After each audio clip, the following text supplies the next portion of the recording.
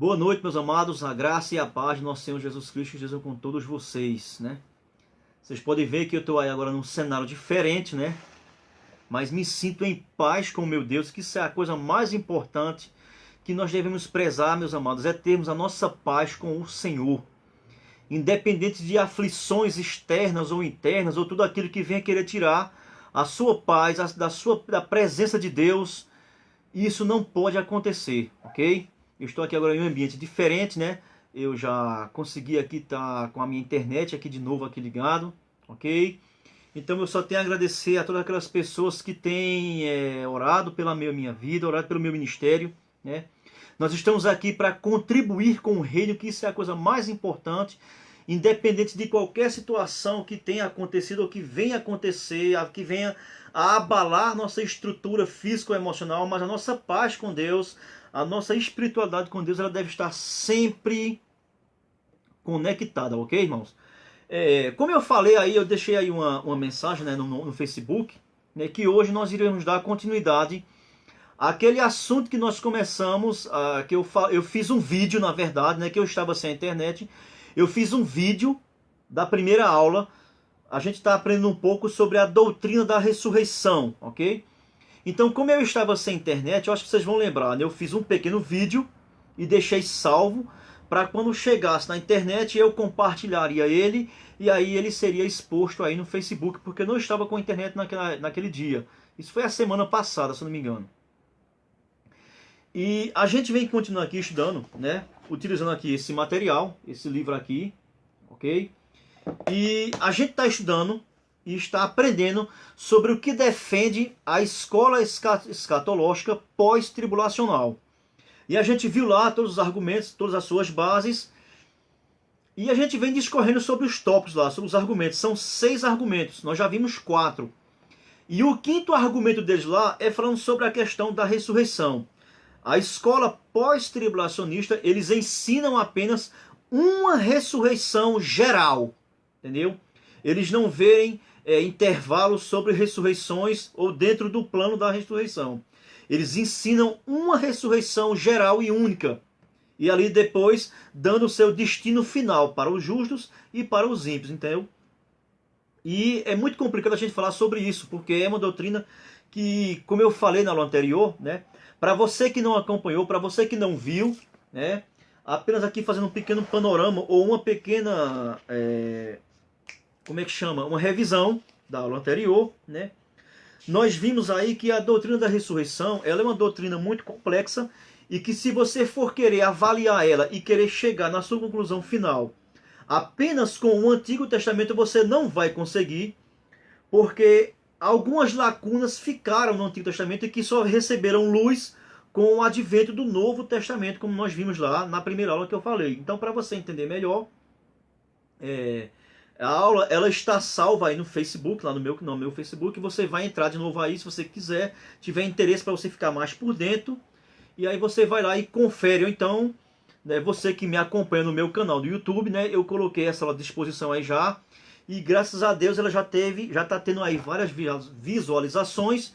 E aí você volta lá, a primeira aula, e você acompanha e pega tudo que eu falei lá, para poder você ficar por dentro do que eu vou falar agora, né? Na aula anterior lá nós tivemos aqui um pequeno panorama.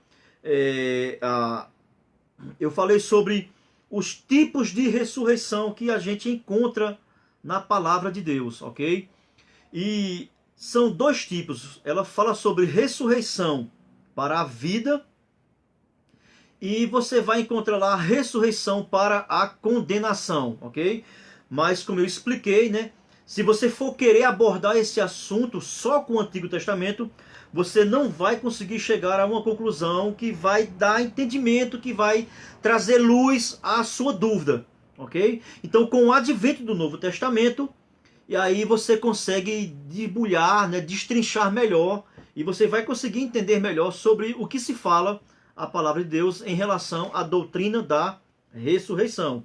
E nós vimos algumas passagens do Novo Testamento, e os escritores do Novo Testamento, eles receberam luz através do Espírito Santo, né, e com os ensinamentos de Jesus, né? E ele trouxe luz a uma palavra que o conteúdo judaico, eles não tinham um certo conhecimento e não entenderam bem quando Jesus utilizou essa expressão, né? E a gente vai trabalhar um pouquinho mais dela aqui nessa segunda parte. Mas como eu falei lá na aula anterior, né? Algumas expressões, elas têm algumas variantes. E isso é bom você entender para que você possa se enquadrar e entender melhor o que essas passagens elas querem dizer. Por exemplo, alguns autores utilizaram lá a ressurreição dos justos, né? Que é a ressurreição para a vida, né? Ou a ressurreição que está relacionado ao arrebatamento da igreja, né? Pode ser também essa passagem. Por exemplo, alguns autores utilizaram ressurreição dentre os mortos, que foi Jesus o primeiro a utilizar essa expressão e que levantou dúvidas e que também ao mesmo tempo trouxe luz para os discípulos e para os apóstolos, ok? O escritor aos Hebreus, por exemplo, ele utilizou a expressão uma superior ressurreição, ok?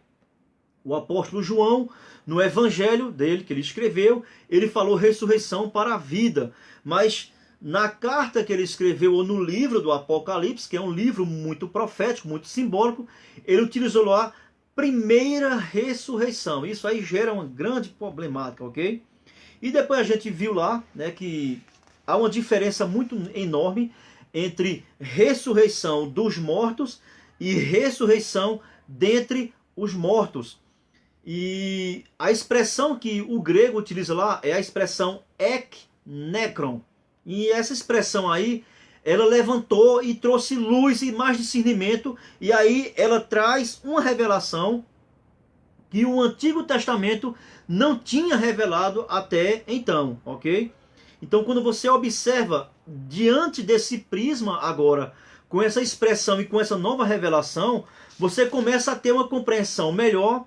E isso aí abre mais o leque e dá possibilidade para que você possa compreender e entender que entre uma ressurreição e a outra ressurreição, há aí, dentro desse plano da ressurreição, um intervalo de tempo de no mínimo 1000 anos. E é isso que a gente vai ver hoje. A nossa primeira aula lá, a gente deu essa pequena introdução, que eu estou agora só dando um relance, uma pincelada aqui legal, né? Para que a gente já tenha luz e entre agora na segunda aula. E hoje nós vamos falar sobre a hora das ressurreições.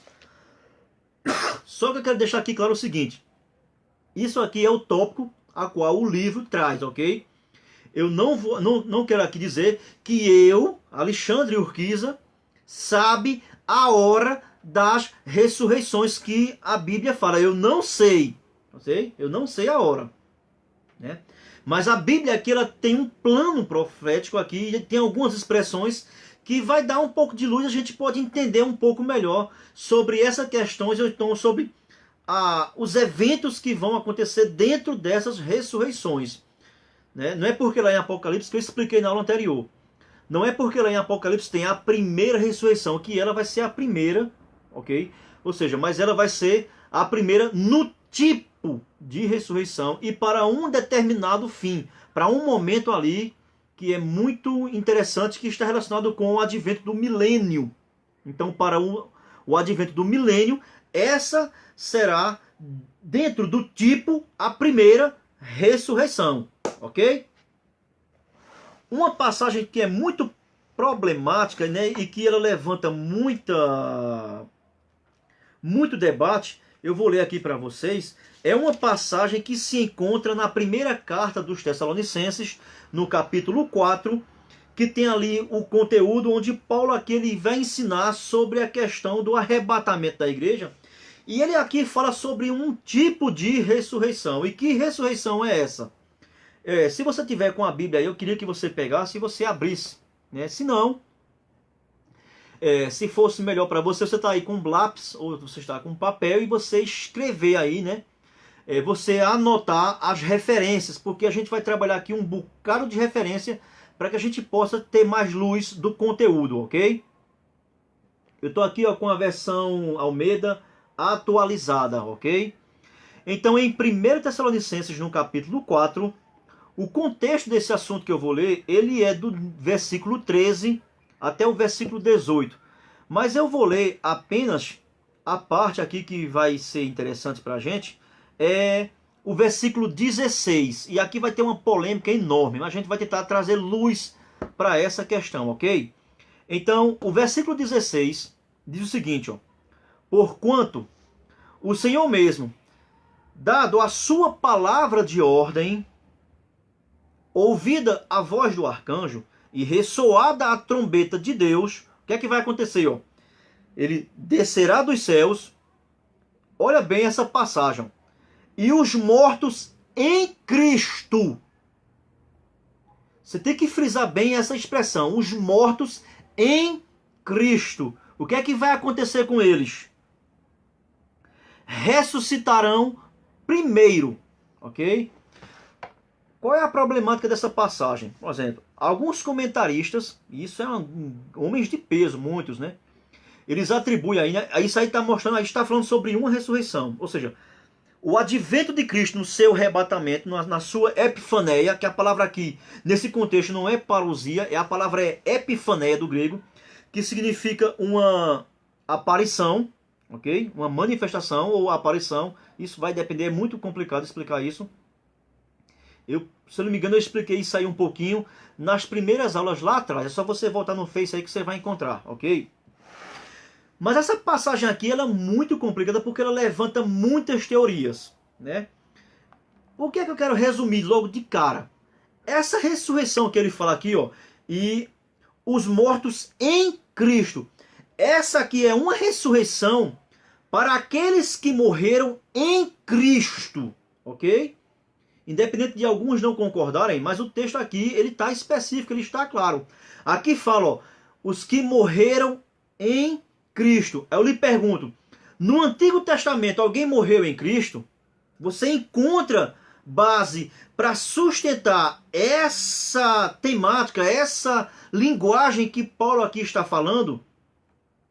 Ou seja, com o advento do Novo Testamento, aqueles que se submeteram e que entraram no plano da graça de Deus lá, que se submeteram a Cristo e que no decorrer da sua vida, do seu ministério, morreram em Cristo, inclusive até aqui muitos cristãos já tinham morrido porque já era uma época de perseguição. Então desde Cristo, do início lá de Cristo, até essa vinda que ele fala aqui, que é a sua volta iminente, que eu creio na volta iminente de Cristo, todos que morreram de Cristo até essa volta, só esses ressuscitarão. Então, aqui é um tipo de ressurreição, e que Paulo aqui chamou de primeira ressurreição também, e que é muito diferente da primeira ressurreição que João fala lá em Apocalipse capítulo 20. É diferente daquela ressurreição, ok? Aqui é a ressurreição em Cristo. Eu vou ler de novo o texto, olha só. Porquanto o Senhor mesmo, dada a sua palavra de ordem, ouvida a voz de arcanjo, descerá, né, ó, cadê? Onde é aqui, ó? E ressuscitará da trono de Deus, descerá dos céus, ó, e os mortos em Cristo, não são todos os que morreram, mas aqueles que morreram em Cristo na era da igreja, no advento da era da igreja, no tempo da graça. Então, os que morreram em Cristo são aqueles que morreram no tempo da graça. Os que morreram antes de Cristo, eles não ressuscitarão nessa ressurreição. O texto aqui, ele não dá margem para a gente atribuir que aqui irá ocorrer uma ressurreição daqueles que morreram no Antigo Testamento. Essa ressurreição aqui não encaixa nenhum dos santos do Antigo Testamento. Ele fala, morreram em Cristo. Bom, eu não estou nem aqui colocando aqui interpretação ou usando algum comentário. Eu estou aqui apenas passando o que está aqui escrito, né?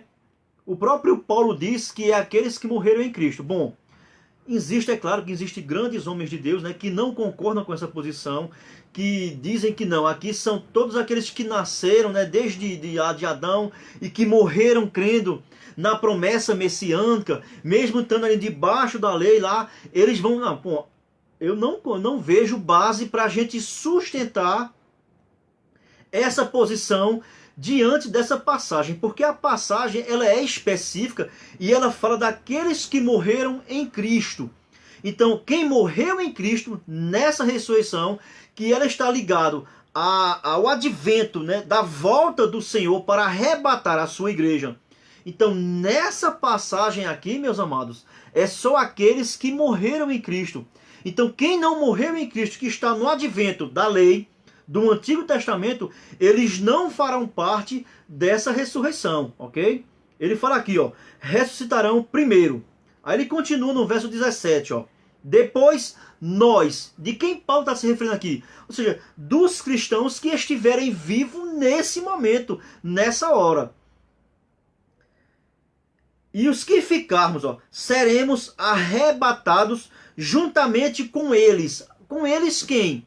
Com os que morreram em Cristo e que ressuscitarão nesse advento. É um evento que não tem como a gente explicar, irmãos, com palavras humanas, ok? Até porque aqui é um advento sobrenatural, onde acontecerá esse evento que aqueles que morreram em Cristo, eles vão ressuscitar, receberão o seu corpo glorificado, ok? E depois o processo passa para nós, os que estivermos vivos, ok? E aí nós também seremos transformados, subiremos e nos encontraremos com eles nos ares. Ele fala aqui, ó, juntamente com eles, ó, entre as nuvens, para o encontro do Senhor nos ares. Ou seja, então, eles terão o privilégio de receberem os seus corpos ressurretos, né, glorificados, primeiro de que eu e você, se estivermos vivos nesse advento aqui. Então aqui, esse texto ele está falando sobre uma ressurreição. Mas infelizmente essa ressurreição aqui ela engloba apenas aqueles que morreram em Cristo. Ela não vai englobar os santos do Antigo Testamento. Então não tem como você encaixar aqui, por exemplo, agora vamos ler Evangelho de João, capítulo 5, que é aquela passagem que nós lemos na aula anterior e que a escola pós-tribulacionista coloca como sendo o mesmo evento, ok? Evangelho de João, capítulo 5, ok? Versículo 28. Vamos lá, o contexto aqui é grande, mas para que a gente possa ganhar tempo, ok? Ó. Evangelho de João, capítulo 5. Se você está com a Bíblia aí, eu peço que você abra, ok? Talvez você esteja uma versão aí Almeida corrigida. A minha aqui é Almeida atualizada, mas isso não vai influenciar muito não, ok? Mas o Evangelho de João, no capítulo 5, versículo 28 e o versículo 29. A ênfase que eu quero dar é no versículo 29, ok? Para a gente ver se ela tem alguma ligação com aquela passagem lá de Tessalônica, ok? Diz assim, ó. Não vos maravilheis disto, porque vem a hora em que todos os que se acham nos túmulos ouvirão a sua voz e sairão. Todos que estiverem no túmulo. Olha como está diferente lá de Tessalônica, ok? Mas olha o versículo 29, ó. Os que tiverem feito o bem sairão para a ressurreição da vida.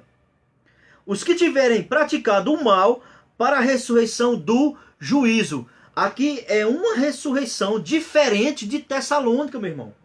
Não tem como a gente conciliar essa passagem do Evangelho de João com a passagem lá de 1 Tessalonicenses capítulo 4, verso 16. Lá fala de uma ressurreição dos que morreram em Cristo. Pode ver que o contexto não bate, é um tipo. Por isso que eu falo, irmãos. Desculpa aí que eu estou com uma tosse tremendo ainda. A ressurreição, ela tem tipos. E existem planos dentro da ressurreição. Então não tem como a gente colocar essa passagem do Evangelho de João e encaixar e querer incrementar ou misturar lá com 1 Tessalonicenses. É impossível. Não tem como você colocar essa passagem lá no Evangelho de João. Então, eu apenas trouxe essa questão polêmica aqui para a gente entender mais o que eu quero falar aqui hoje sobre a questão da hora das ressurreições, ok? Eu vou ler aqui um comentário que o livro aqui ó, fala, ok? Ele vai trazer aqui mais luz sobre isso que eu estou aqui falando até agora. Olha só, ó.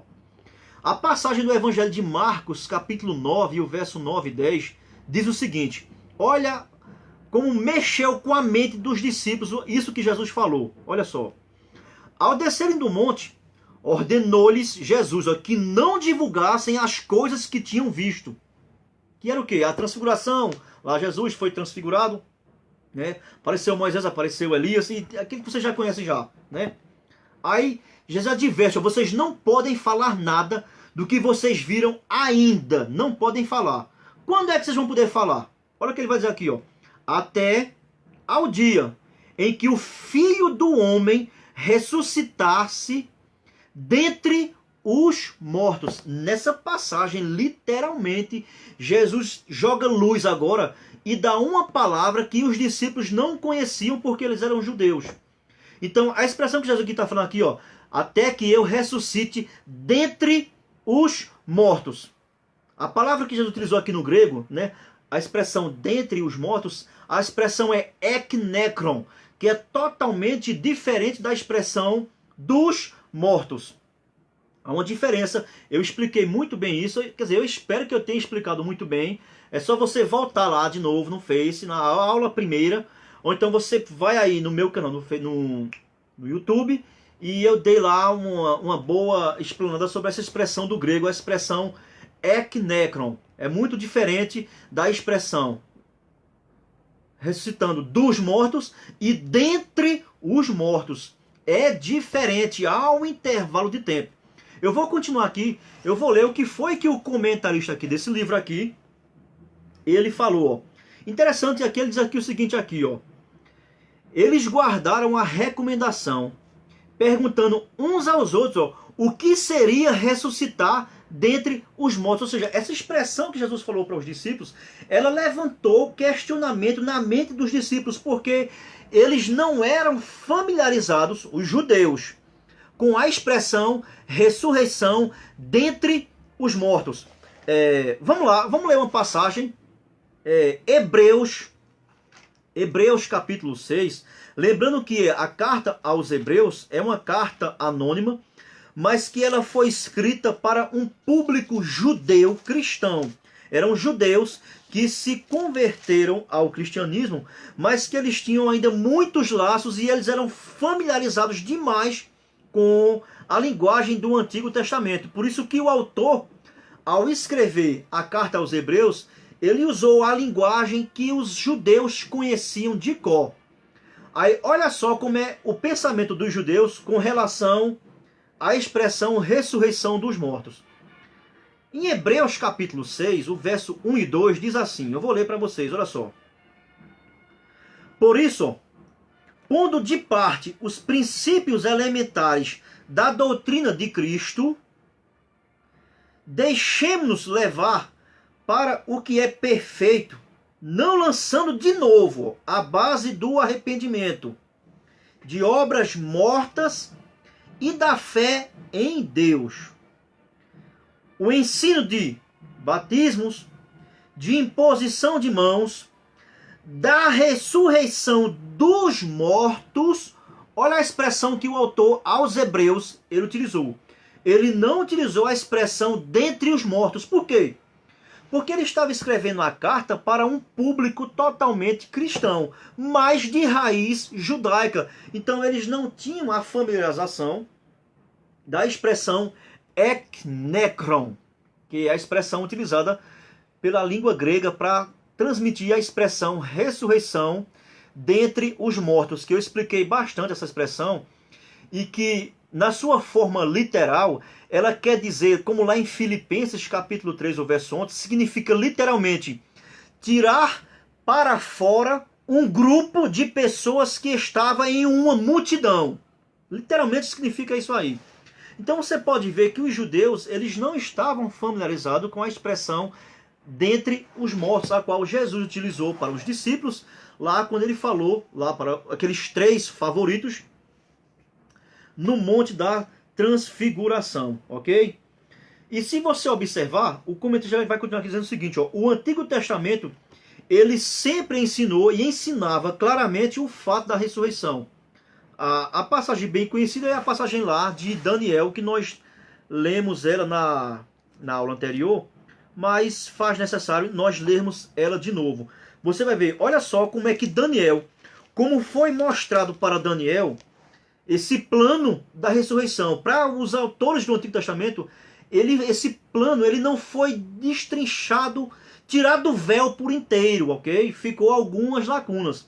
Eu li ela da outra vez, eu vou ler de novo. Olha só, vamos ver se essa passagem de Daniel, se tem como a gente encaixar ela lá em 1 Tessalonicenses capítulo 4, ok?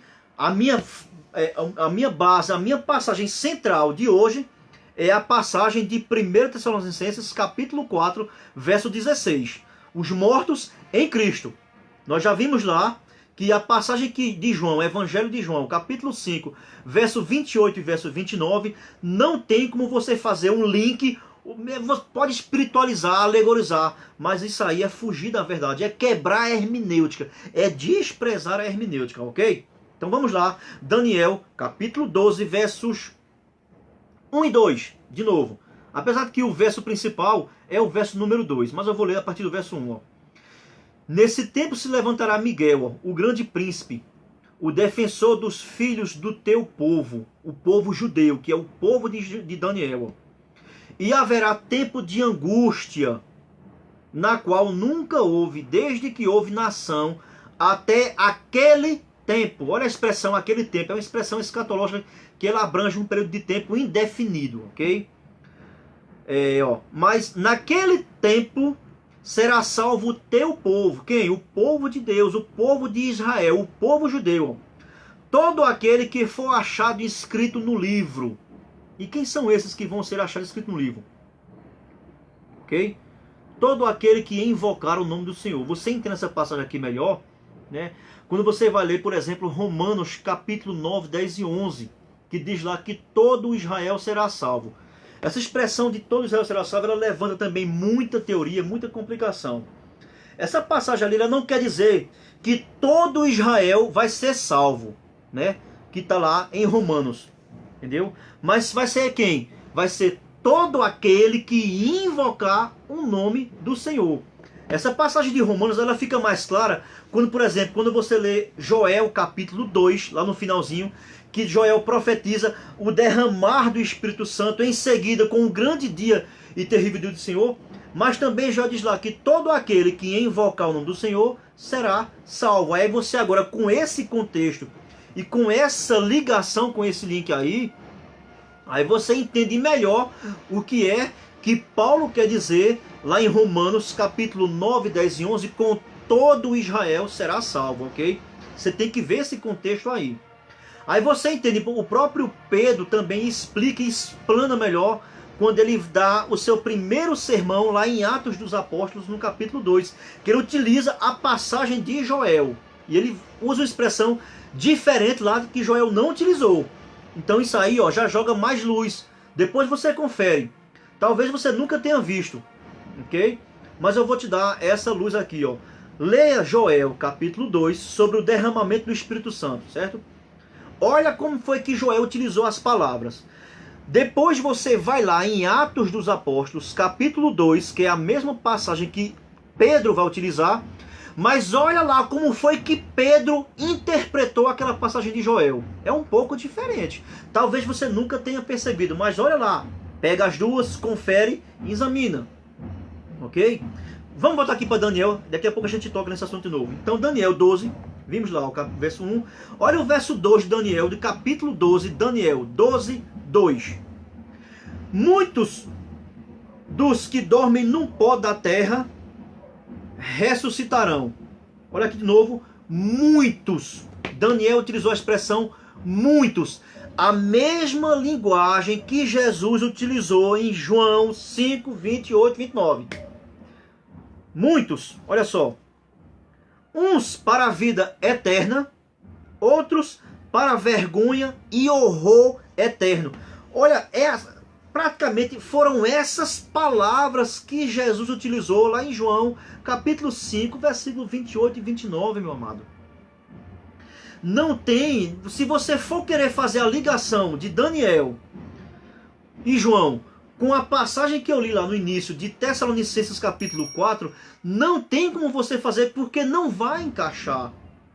Lá não fala em momento algum, naquele tipo de ressurreição lá do arrebatamento, Ele não fala lá em momento algum de juízo. Ele não fala de condenação. Então, irmãos, isso é claro que isso aí, dentro do plano da ressurreição, está diferente. Não tem como você encaixar. É diferente demais, cara. Não tem como. Olha só, vê que coisa interessante, hein? Então, se você ler muitas passagens do Antigo Testamento, por exemplo, né, tem lá em Oséias, capítulo 5, do verso 15 até o capítulo 6, o verso 12, em Oséias, quero dizer, Oséias 13, 14, também fala sobre isso aí, ó. Isaías 25, 8, eu li essa passagem na aula anterior. Isaías 26, 19, não tem como você encaixar essas passagens do Antigo Testamento com a passagem de Tessalonicenses. É impossível você encaixar. E você pode ver, se você observar essas passagens que eu estou aqui mencionando do Antigo Testamento, mas nenhuma delas aí, ó, foi dada alguma revelação ela foi feita com respeito ao elemento tempo. Eu vou aqui ler o que o livro vai dizer, ó. Na verdade, ó, podemos concluir que não fosse a revelação, ó, contida no Novo Testamento, aí sim haveria uma ressurreição geral, na qual, ó, salvos e incrédulos seriam vivificados juntamente, a fim de ser separados para seu destino final, como ensinam os amilenistas e também a escola pós-milenismo. Ele tocou aqui no assunto aqui já é uma outra escola teológica chamada de amilenista, ok? O amilenismo a gente vai lá na frente, se a gente conseguir, a gente vai dar aqui algumas aulas e vai expor e vai mostrar o que é que defende a escola amilenista. Só resumindo claramente, o amilenismo e o pós-milenismo, eles são tão parecidos que tem hora que não dá nem para você identificar quem é quem, de tão iguais que são, entendeu? Por exemplo, o amilenismo, ele prega que não haverá um período de 1000 anos, ok? A palavra amilenismo, né, no grego, no original, a palavra, o artigo, não é artigo, mas no grego é prefixo. Essa letra A de amilenismo, no grego, esse prefixo A, ele é um A de negação. Olha que coisa interessante, né? Interessante, ó, ou seja, literalmente é 100 milênio. Agora, quando você vai perguntar ao amilenista, não é, a gente não diz que não tem, que não vai reconhecer. É uma controvérsia tão grande, meu irmão. É uma filosofia, uma balela, um rodeio tão grande que não dá nem para você debater com os camaradas, meu irmão, entendeu? Mas, como eu falando aqui, voltando aqui para o assunto, a gente não está aqui tratando de amilenismo, sim. Mas estamos aqui tratando, essa aula de hoje, é sobre as horas das ressurreições, ou seja, os tempos dentro do plano das ressurreições. Então, se você observar, no Antigo Testamento não tem essa revelação que foi dada com o Novo Testamento. E como a gente viu aqui, o Novo Testamento, ela contém uma revelação muito clara e contrária a essa posição definida pela escola escatológica pós-tribulacionista, que defende uma ressurreição única e geral. O Novo Testamento tem várias passagens que contrariam isso, entendeu?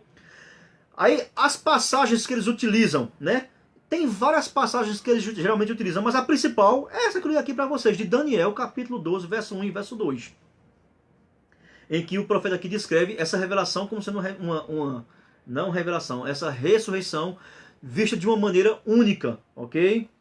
Mas, quando você vai observar, você pode ver que essa passagem, ela não está completa. Ela não está de acordo com o ensino do Novo Testamento. Ok? Uma passagem também que a gente aqui poderia fazer aqui um comentário também muito interessante, e a gente também aqui já, nessa primeira parte, a gente já pode praticamente quase que chegar a concluir o assunto, é a passagem também lá de, por exemplo, de Apocalipse capítulo 20. Ok? Vamos ler Apocalipse capítulo 20. Vamos trabalhar um pouco a questão de Apocalipse, que é a passagem muito utilizada para defender uma suposta ressurreição espiritual e uma ressurreição física nesse mesmo evento, como defende a escola pós e o amilenismo, ok? Olha só, Apocalipse capítulo 20 aqui é onde tem o trecho polêmico sobre a relação do milênio, ok? A minha versão, como sempre que eu estou utilizando, é a versão Almeida atualizada. Diz o seguinte, ó. Então vi descer do céu um anjo. Não era para me ler isso aqui, não. Era para ler só a parte que é interessante, certo? Que está aqui a partir do verso 5. Mas eu vou ler o contexto completo para a gente ter uma compreensão melhor. Então vi descer do céu um anjo. Ele tinha na mão a chave do abismo e uma grande corrente. Ele segurou o dragão, a antiga serpente, ó, que é o diabo, Satanás, ó, e o prendeu por 1000 anos. Ou seja, o prendeu. Aqui também há uma... Aqui foi apenas o verso 1 e 2.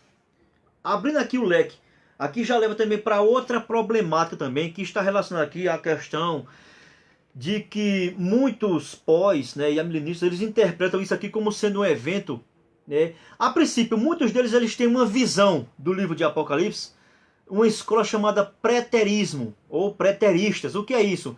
É uma escola que vê o livro de Apocalipse como um livro simbólico e que são narrativas que já aconteceram. Isso aqui não vai acontecer mais. Por que eles dizem isso? Justamente devido à colocação dos verbos, como eles aparecem em algumas passagens, por exemplo, no livro de Apocalipse. Por exemplo, olha como foi que apareceu aqui, ó, o verbo prendeu. Ou seja, ele está no sentido aqui que foi um evento que já aconteceu, passado, né? Ou seja, João, ele está descrevendo aqui, isso aqui é um evento futuro, ok?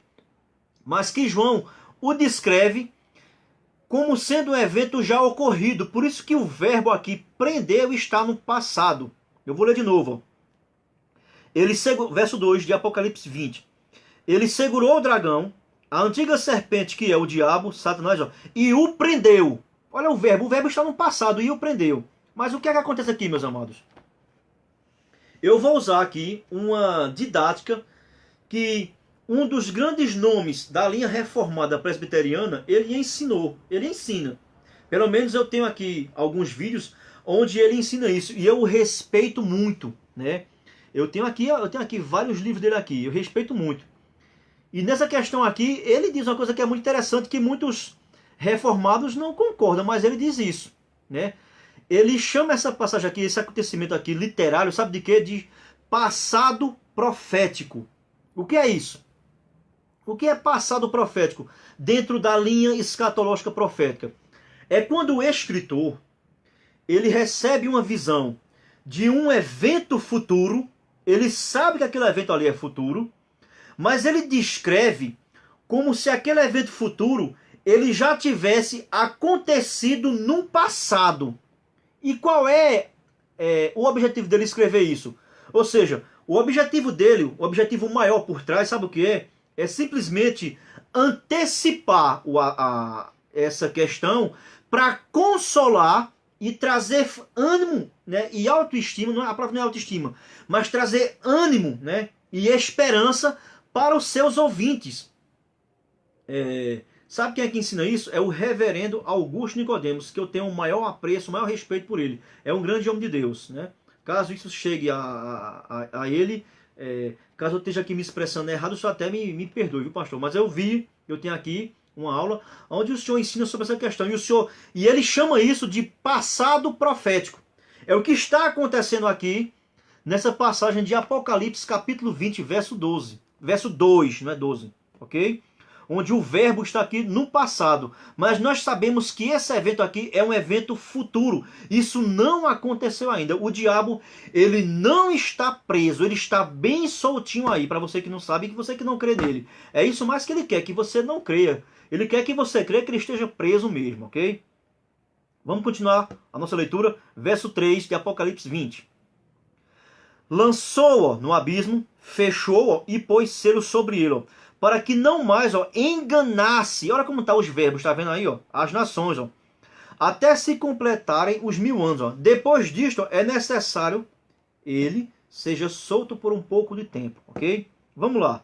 O contexto que eu quero falar agora sobre a ressurreição é a partir do verso 4, que diz assim, ó: Vi também tronos, e nestes sentaram-se aqueles aos quais foi dado autoridade de julgar. Vi ainda almas dos decapitados, ó, por causa do testemunho de Jesus, bem como por causa da palavra de Deus, vírgula. Pronto. Olha que coisa interessante aqui agora.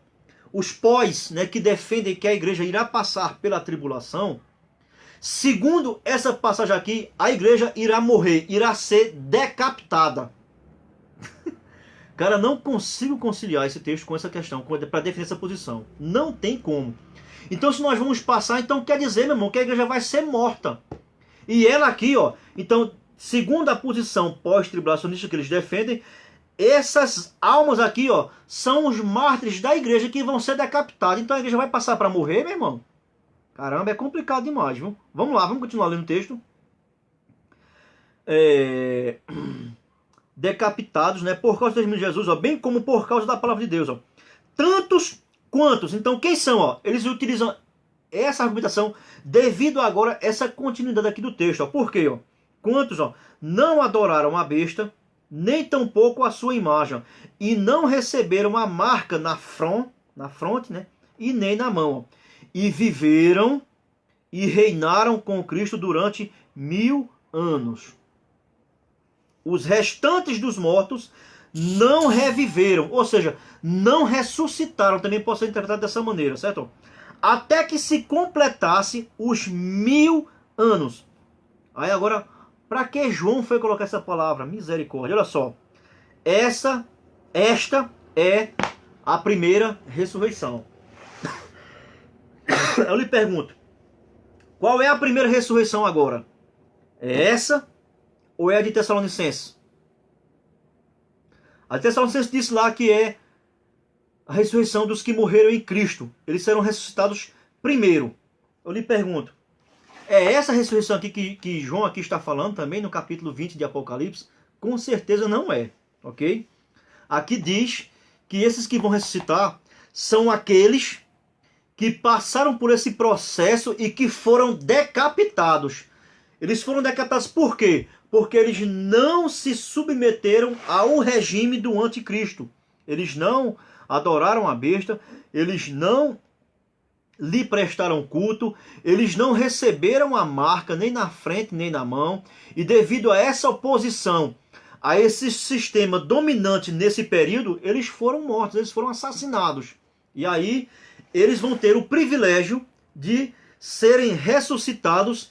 E aqui, como fala aqui, ó, o versículo 5 de Apocalipse 20, ó, o restante dos mortos não reviveram até que se completassem os 1000 anos. Mas o versículo 4, o finalzinho, diz assim, ó: e viveram e reinaram. Olha só. Ele já colocou aqui agora o verbo aqui agora, ó, um no presente, né? E reviveram, né? E reinaram no presente. Ou seja, eles vão reviver e vão reinar por quanto tempo? Durante 1000 anos. Como é que você vai conciliar essa ressurreição aqui com a de Tessalônica? Aí, qual é o desdobro que eles fazem? Espiritualizar, alegorizar, desconsiderar, menosprezar o contexto gramatical e histórico da passagem. O problema da doutrina da ressurreição vista pela escola pós-tribulacionista, ela é totalmente contrária ao ensino geral do Novo Testamento. Não tem como nós conciliarmos, ok? Então vamos lá. Eu vou ler aqui, ó, o que o livro aqui vai falar sobre essa passagem. Observamos, ó, que a primeira parte do versículo 5, ele diz o seguinte, ó: os restantes dos mortos não reviveram, até que se completasse os 1000 anos. O que é que isso quer dizer, ó? É uma afirmação, ó, separada, que explica o que acontece aos que ficam para trás no reino da morte, ó. Quando a primeira ressurreição é concluída, na segunda vinda de Cristo, essa ressurreição aqui ela se dará na segunda vinda de Cristo para destronar o anticristo e dar fim ao período chamado de angústia para Jacó, da grande tribulação, ok? Ó? Essa passagem aqui, ó, ensina que haverá 1000 anos entre a primeira ressurreição e que, de acordo com Apocalipse, capítulo 20, verso 11 e 13, ó, é a ressurreição para a condenação. Vamos agora ler outra ressurreição, Apocalipse capítulo 20, ainda no mesmo capítulo, ó, a partir do verso 11. O que é que vai dizer aqui agora? Ó? Vi um grande trono branco, e aquele que nele se assenta, de cuja presença fugiram a terra e o céu, e não se achou lugar para eles. Vi também os mortos, os grandes e os pequenos, ó, postos em pé diante do trono. Então se abriram os livros. Ainda outro livro, o livro da vida, foi aberto, e os mortos foram julgados segundo as suas obras, conforme o que se achava escrito nos livros. Aí, ó, deu o mar os mortos que nele estavam. Tá falando de ressurreição, ok? Vamos lá de novo, fazer o link. Como é que a gente encaixa? Aqui já é outra ressurreição. Como é que a gente encaixa essa ressurreição em Tessalônica? Capítulo 4, verso 16. Como é que a gente vai encaixar essa ressurreição no próprio capítulo 20, logo no comecinho, que está relacionado à ressurreição apenas de um grupo, que eles usaram para reviver e reinar em 1000 anos com Cristo. Como é que a gente vai encaixar com essa aqui agora? Tá vendo? Eu não vou nem ler o resto. Leia aí que você vai entender o que eu quero dizer. Vamos voltar para o livro. Gente, tem hora que é complicado demais, ok? Olha só. A única maneira, ó, de eliminar o ensinamento inequívoco dessa passagem, como é? É fazer como os pós, é espiritualizá-la. É espiritualizá-la, misericórdia. Espiritualizá-la, quase que não sai a palavra, olha só. Para que ela não fale sobre a ressurreição física, mas sobre a bênção das almas que estão na presença do Senhor. Eles falam que essa ressurreição, eles espiritualizam. Então, não, isso aqui é uma ressurreição apenas espiritual. Eles já estão lá com Cristo espiritual. Cara, isso aí é quebrar o contexto, meu irmão. Isso é falta de harmonia com a Escritura. Eu agora vou aqui ler um comentário interessante de um camarada chamado Alford. Ok?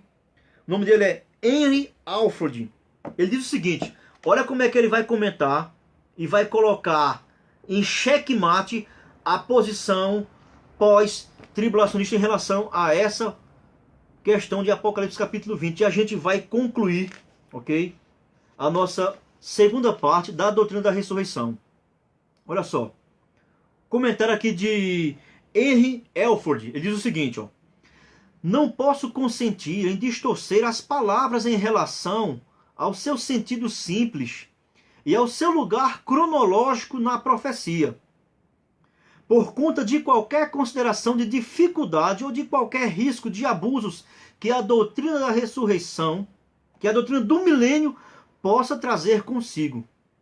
Os que viveram ao lado dos apóstolos, olha o comentário, o depoimento que ele vai falar. Ele vai falar dos pais da igreja primeiro, mas daqueles que viveram ao lado dos apóstolos. Olha qual era o testemunho deles, ó. Os que viveram ao lado dos apóstolos e de toda a igreja durante 300 anos interpretaram-na no sentido simples e literal, irmãos. Os primeiros crentes da igreja, eles interpretaram o Apocalipse ali literalmente, 1000 anos. O povo judeu crê literalmente em um período de reinado do seu Messias aqui na terra por 1000 anos. Eles creem literalmente. E eu corro junto com eles também, irmãos. Olha só.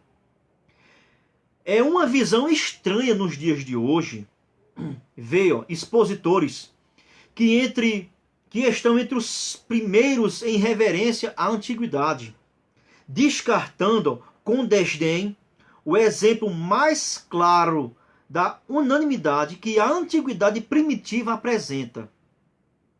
Com relação ao texto em si, nenhum tratamento legítimo extrairá dele o que é conhecido como a interpretação espiritual, e agora tão popular, não é? Se nenhuma passagem em que duas ressurreições são mencionadas, em que certas almas viveram no começo e o restante dos mortos viveu no fim de um período específico após a primeira, se em tal passagem a primeira ressurreição, ó, pode ser interpretada como ressurreição espiritual com Cristo, enquanto a segunda significa ressurreição literal do túmulo, então há um fim de todo o sentido da língua, na língua, e as escrituras são eliminadas como testemunho definitivo de qualquer coisa. Ele agora vai dar o checkmate. Olha o que ele vai falar. Henry Alford, ele diz o seguinte: se a primeira ressurreição é espiritual, então a segunda também é. Olha o que ele vai dizer agora. A segunda também é. O que suponho que ninguém terá... Não, peraí, gente. Eu pulei aqui, ó. Se a primeira ressurreição é espiritual, então a segunda também é. O que suponho que ninguém terá coragem de defender. Não é isso? Que é os pós. Os pós, eles não têm coragem de defender isso. O que é que eles defendem? Que a primeira é espiritual e a segunda, sim, é do corpo literal. Eles não têm coragem de defender que as duas são espirituais. Eles não têm coragem. Ou seja, agora vamos lá. Então, a segunda também é. Mas vamos lá. Mas, ó, eu voltei, eu vou continuar. Mas, se a segunda é literal, então a primeira também é. O que juntamente, ó, com a igreja primitiva e muitos dos melhores expositores modernos defendam e recebam como artigo de fé e esperança. Como é que eu vou concluir nossa aula de hoje? Apesar de não haver revelação clara no Antigo Testamento sobre a relação cronológica entre as duas partes do plano da ressurreição, o Novo Testamento deixa claro que a ressurreição para a vida e a ressurreição para a condenação estão separadas por um período de 1000 anos. Amém? Ok? Independente de você não entender ou não crer, quer dizer, mas é o que o Novo Testamento ele defende. Ok, irmãos? Então, a gente encerra aqui hoje a nossa segunda aula sobre a doutrina da ressurreição. Eu espero ter trazido algo de novo, ou de mais clareza em relação ao que eu vim aqui falando desde o início, ok? Não tem, irmãos, é impossível. Não tem como você fazer o link de João capítulo 5, verso 28 e 29 com 1 Tessalonicenses capítulo 4, verso 16. Não tem como você fazer. Não tem como você ligar Isaías capítulo 26 e verso 28 a 29 com 1 Tessalonicenses.